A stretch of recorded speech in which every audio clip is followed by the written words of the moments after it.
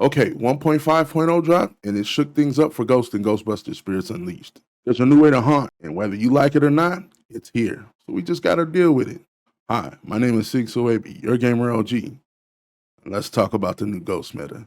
This video has been brought to you by Game. Okay. We're gonna break this down into two parts: room haunt and building haunt. Currently, there are 4 things that affect room haunt: terrifying civilians, downing Ghostbusters, rifts, and haunted objects. Terrifying civilians and downing Ghostbusters add a +10 to room haunt. Haunting objects add a +1 per object to room haunt. Exposing rifts add a +5 multiplier. That means that it's +5 consecutively, every second. Building haunt is a tough one. The reason is because the only thing that adds to building haunt are civilians leaving and fully haunted rooms. Those are a one-off. Now we know that all of these methods make it seem like the game is dragging on forever. And with fast Ghostbusters, it almost seems impossible. There's kind of a way to fix this. The biggest increase in the shortest amount of time that I've seen to building haunt is defending your rift. I know that sounds tough. I'll make it as easy as I possibly can. Remember when I said exposing your rift gives you that huge buff of that +5 consecutive haunt? That stacks with anything else that's going on in that room. It's not an outlier. Meaning, if you can come up with what I like to call the ghostly trinity, which is a civilian, a Ghostbuster, and a rift in the same room, you have a really good opportunity to pop that room into full haunt. Now you really only need 2 rooms to be fully haunted to do damage. Alongside with the ghost passive ability to just being there and haunting a room with all the other stuff that you'll be doing, you got this, I promise. Around 7 to 8 minutes on average, depending on how aggressive both sides are, that's how much time it should take you to win the match. Okay, what does this really mean?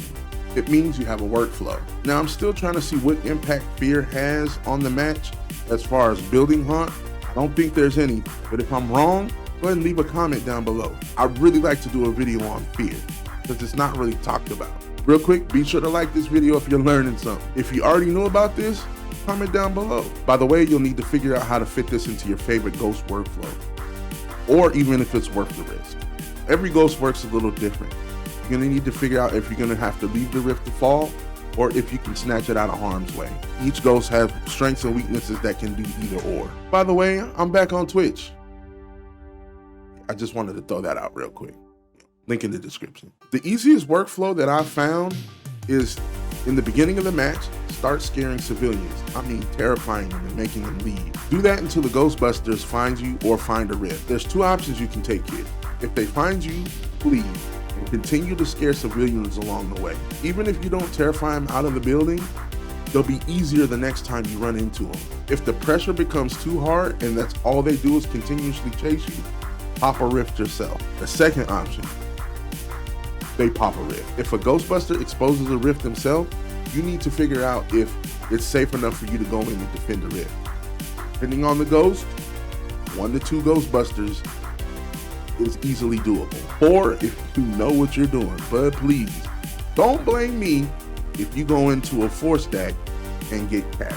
Forcing Ghostbusters to focus on a rift, even if you're not defending it, can give you time to focus on other things like haunting other rooms that needed to be capped off and popped, or even tackling civilians.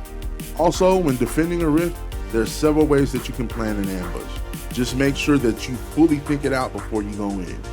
Majority of the time, they'll be focusing on the rift. So take that time to come up with some kind of strategy. Again, if the video helps, give it a like and share it. I'm really trying to hit 1,000 subscribers before summer ends. You know, so I can stop doing this for free. Oh, y'all thought I was getting paid for this? They thought I was getting paid for this. Nah. Anyway, the plan is simple. Don't focus on objects. Focus on civilians and the rift and the Ghostbusters. You need to gauge how much better you are than the Ghostbusters in any given match, and that is the most important thing. If the Ghostbusters are better than you, you're going to be spending a lot of time running. You need to figure out what you can do while you're running to win the match. I know that sounds crazy. But it's not. One tactic that I can give you that's going to be effective in pro play, I promise, is if you down Ghostbusters by a rift, and you take that rift, move it to another room, exposed, and continue finishing off that room that you're in. That is the fastest way to chain, because rifts are the single most priority for a Ghostbuster besides yourself. And if you can make 2 objectives that the Ghostbusters have to tackle in the middle of a skirmish, it makes it harder for them, because they do have to focus on 2 different things. Granted, it's high risk, high reward, but I think you can do it. Once again, my name is SigSoWavy, your gamer OG. I'll catch you on the next wave. Let's go.